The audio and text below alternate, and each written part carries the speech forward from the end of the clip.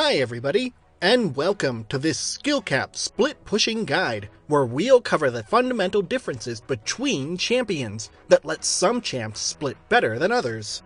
By learning about these different skills, you'll be able to focus on the strengths of your favorite champion, making them and you a more effective split pusher. Let's check it out!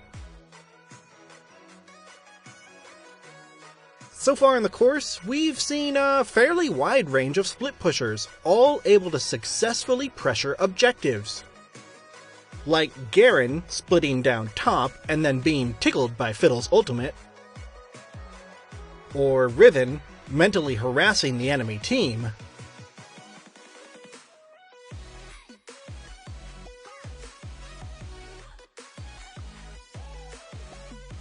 and MF, able to down not one, but two turrets while her team and the enemy team duke it out mid. An AD carry, a skirmisher, and a tank. 3 different champs with hugely different skill sets, yet they can all split just fine. That makes it seem like you can split as virtually any champion, but that's not entirely correct. Some champions are naturally better than others at splitting, because of their kit. Take a look at this list. This is the general skill set split pushers want. It lets them split push more effectively. No single champion has all of these skills, but most do have at least a couple. In fact, some of these skills actually come from just being fed in-game. Because of this, if you want to be the most effective split pusher you can be, you're going to need to be able to recognize when you have these essential skills. So let's go in depth and cover what Tier 1 skills look like, and why having them will help you be a better split pusher. The first tier of skills covers a champion's ability to kill both objectives and enemy champs.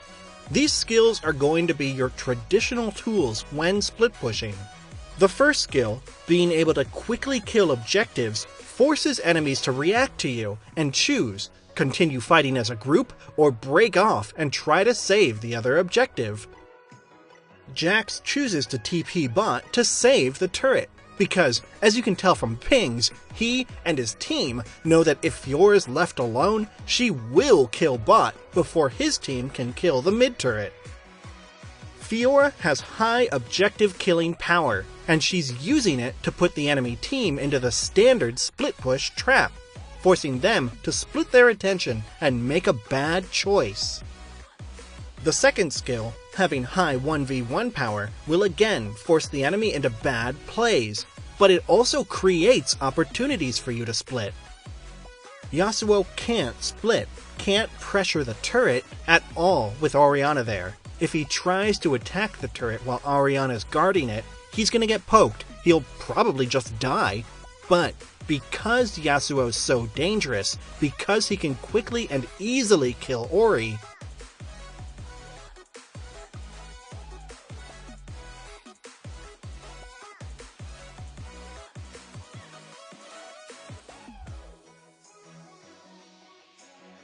he's able to do that, and then start pressuring that turret. With Ori dead, he's now free to also kill the turret. These two skills allow you to directly pressure objectives, giving you more split push power. If you can both pressure objectives and can easily 1v1 enemies, you're going to be a huge threat while split pushing. There are times when you won't have both though. Yi's a standard example of a champion who has very high objective killing power, but he's not able to 1v1 guards under turrets that well. In this situation, Yi could do a ton of damage to this turret, but he can't while Jace is there. He'd get poked down too quickly, and he can't engage and kill Jace because Jace would just knock him away. So, Yi's forced to play back. Luckily,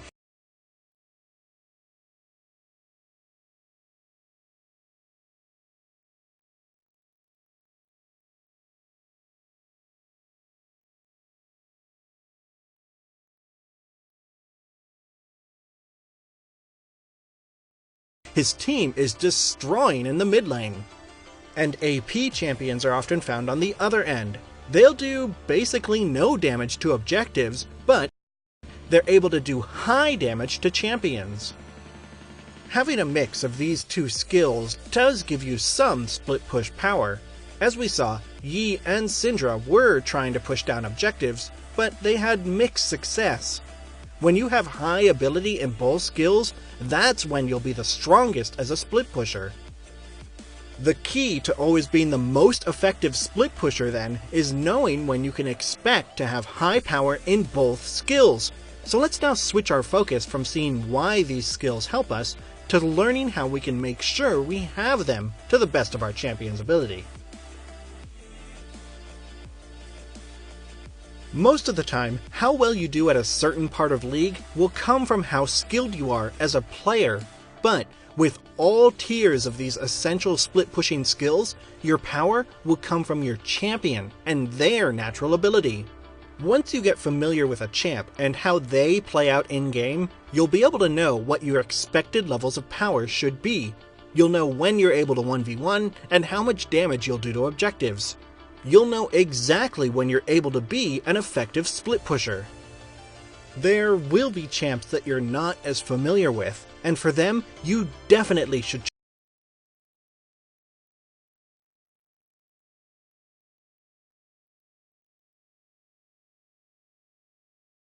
check out SkillCap's champion guides. You can go into the course with the split pushing skills in mind, letting you see exactly how strong or weak they'll be.